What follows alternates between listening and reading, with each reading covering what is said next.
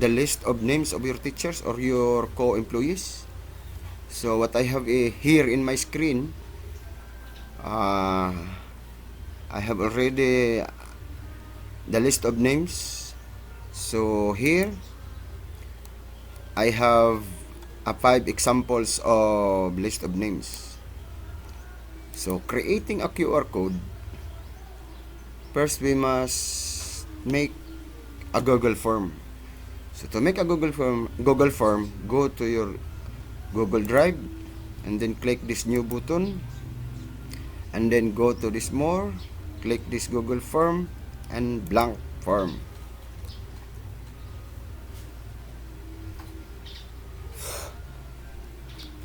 So I'm going to rename this first into time in AM session. So create a questions, name, then make sure naka short answer po siya. Kung hindi po ito naka short answer, click nyo lang po rito and click po yung short answer. After creating the forms, ganito lang po kasimple yung QR code natin. Ito lang po ang laman. Ito lang po ang laman ng QR code natin. So click the responses, and then ito pong responses, ito po yung tatapunan ng mga data natin na galing sa pag-scan ng QR code.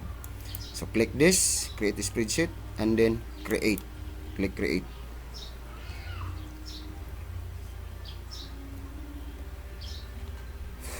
So ito na po yung tatapunan ng data natin. So babalik po ako sa Google Forms natin. And then pag natapos na po tayong gumawa ng spreadsheet para sa ating Google Forms, so i-click natin po itong tatlong dots na nakalagay sa upper right corner ng Google Forms niyo. I-click niyo po yan, and then look for get pre-filled link. So i-click niyo po yan, and then babalik muna tayo sa list of names sa spreadsheet. Kopyahin natin yung name ng teacher. Kopyahin natin, and then go back to the form na naka pre-filled link siya. I-paste natin po dito. And then pagkatapos mo-paste, i-click nyo po itong get link. Sinsya na po. Click, lumalabas si Cortana. So i-click nyo po yung copy link, and then paste nyo po dito sa list of names, dito sa tabi ng pangalan ng teacher na kinopya natin kanina. Dito po sa time in AM, kasi yung form natin is time in AM session. Paste po natin. The same procedure po sa lahat ng form. So i-out ko muna ito, i-X ko muna ito, at saka ito. Ito po, nakagawa na po ako ng for time out AM session. Ito po. The same procedure po rin kung magawa kayo ng Google Forms for time out AM session. So i-click ko ito.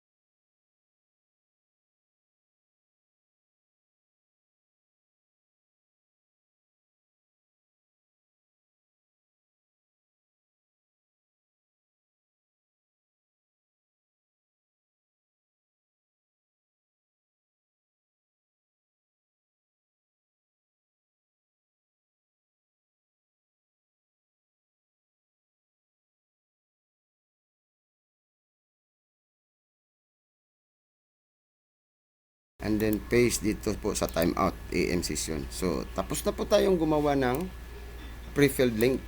Halimbawa, dito lang sa name na ito. So, meron na po akong ginawa na mga link dito sa mga names na ito. Ito po siya. I-color ko lang ito. Ito na po siya. So, ito po ang pinaka-importante.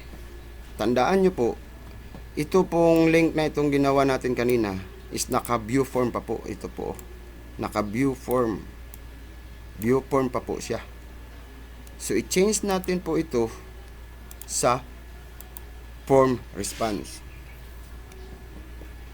So, to change this into form response, you can use Control F of your keyboard, or you can use the edit ribbon and then find and replace. Okay. So, bago muna natin i-change itong view form, tingnan muna natin kung ano ang pagkakaiba ng view form at saka form response. Dito pa lang po sa mga link na ito, pwede na po tayong gagawa ng QR code. So, pero ang daming QR code ang gagawin mo pag magawa ka na ng QR code dito sa AM session, time out AM session, and dito po sa time in and out PM session. So, isa-isahin natin ito, pero mahirap yun. Pero pwede na tayo makagawa ng QR code. Halimbawa, ito po. Makikita nyo anong pagkakaiba ng view form at saka form response.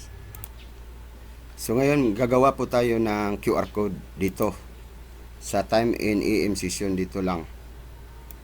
So, paano yan gawin? Kopyahin nyo lang po ang formulang ito. Yan po. Paste nyo po rito. Pero unahin nyo po yung equal sign. So, i-paste. Then, ito pong B3, ito po yung cell reference niya. Ito po. B3. Ito po. So, i-enter na natin ito. So, makikita nyo po na mag-automatic siya po nagagawa ng QR code. So, meron na tayong QR code. So, katulad ng sinabi ko kanina, makikita natin kung ano ang pagkakaiba ng view form at saka form response. So, i-scan natin ito. Palakihin ko muna ito ng kunti. I am using right now my phone. So, i-click ko. QR code scanner ko. Then, balik ako doon sa, and then ito po, i-scan natin ito. So, ito na po. Tapos na po ako mag-scan. So, ito po, wave sa scanner ko. Sa ibang QR code scanner, link ang nakalagay po. So, i-click natin itong wave.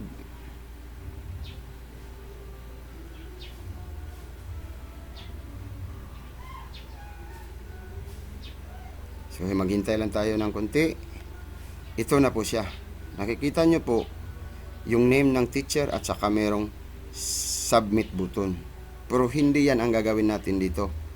Ang gagawin natin dito, pagkatapos na mag-scan yung teacher o co-employee natin sa QR code, automatic mag-submit sila ng time nila, or they are taking already their attendance after scanning the QR code, not to click this button.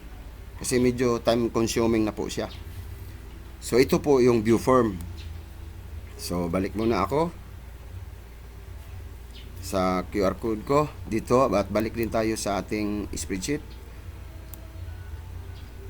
I-click ko muna ito at palakihin ko yung form response. Ito po siya, form response for time in AM session. So, i-scan ko ito. Makikita natin ang pagkakaiba nilang dalawa. So, ito na po. I-click ko po ito. So ito na po. I-click natin ulit.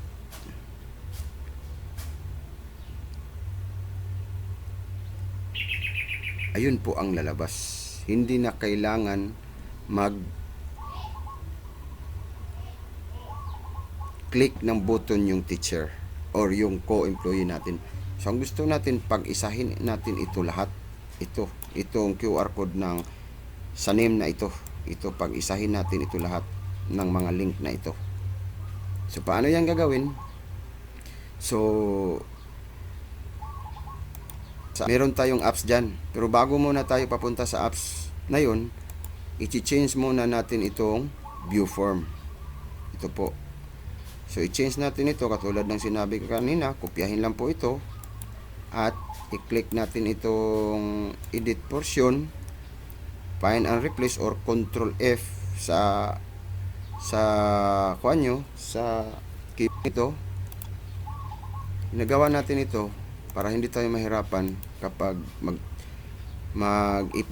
i-change natin yung view forms into form view kapag marami tayong data, marami tayong mga links to make it a QR code.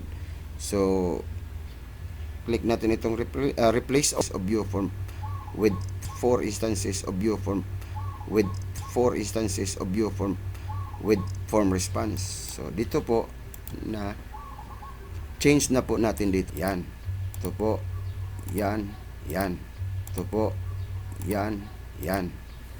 So, sa susunod natin gagawin ay i-shorten URL natin po ito. Ito po ay tawag na URL. I-shorten po natin ito kasi mahirap na pag itong gagawin natin itong URL ito na mahaba na gawin natin QR code kasi merong mga instances na lalabas sa name ng teacher na may mga extra characters.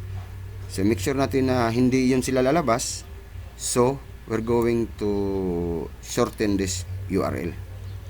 So how to do that? Kopyahin natin ito at punta kayo sa site na ito. Ito po ay recommended ko po. Ito nga site, QR code generator, shortener, URL shortener, and then copy. So sa video ito po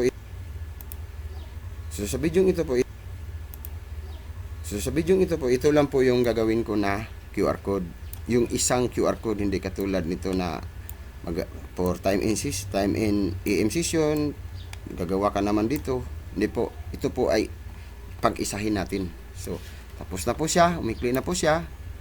So ulit, kopyahin naman natin ito ulit. And back to our site sa QR code shortener. Dito po, gagawa na tayo ng QR code. Ito po siya, multiple URLs. So, i-paste natin dito sa URL 1. Back to our spreadsheet. Kopyahin naman itong timeout, AM session. Paste dito po sa URL ito. Pag wala na pong bakante dyan, meron pa tayong dalawang dapat ilagay, i-click nyo po lang itong plus button na ito. Okay. So tapos ito na naman, paste, copy and paste. So meron na tayong QR code. Ito na po siya. Pero dapat lagyan natin ito dito ng title. Para hindi malito yung teacher pag click niya saan niya pag wala pong title dito. Pag wala pong title dito, tingnan natin kung ano ang mukha niya. Ito. I-click po, i-scan. Okay? Okay? Okay? Ito na po, tapos na po kung ang i-scan yun. Tapos i-click itong web.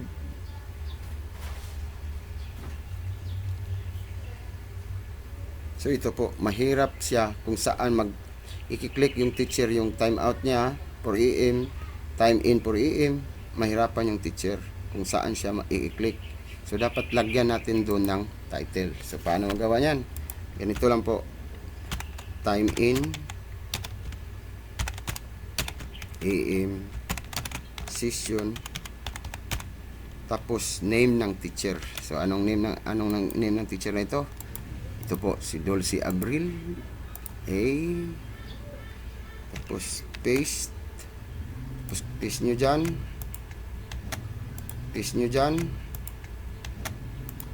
Tapos palitan nyo lang ito po na makikita nyo sa screen ng video ko. Out. Ito P. Tapos ito out P.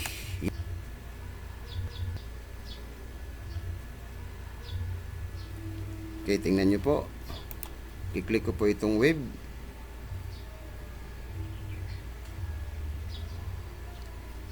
Ito na po siya. Lalabas yung name ng teacher at saka ano ang dapat i-click niya. Time in AM session ba? At saka kanyang pangalan. Time out AM session ba? Or this two session here. So, yan po. So, ito po, tandaan nyo po itong website na ito. So, ngayon, i-download natin. So, pagkatapos nyo pong na-download yan, ito po.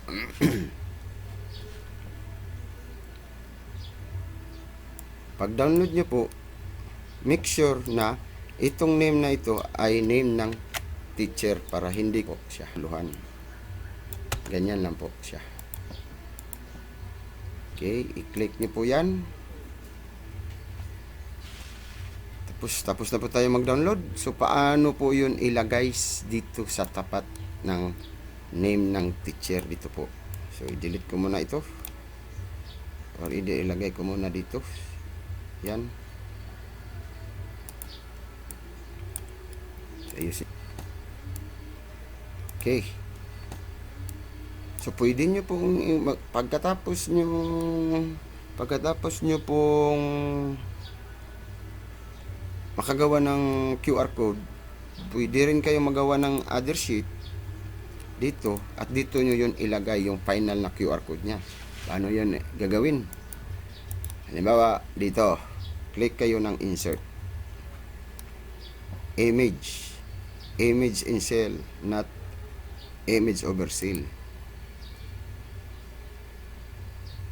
So, click browse.